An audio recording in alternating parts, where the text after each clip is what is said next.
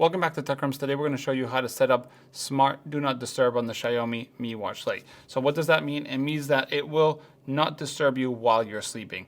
This is the Do Not Disturb. As you can see from scrolling from the bottom, we can turn it on and off, but we can't change anything. So let's go into Settings, DND, and have Smart Do Not Disturb, which means that when we have it on, it will go when you go to sleep.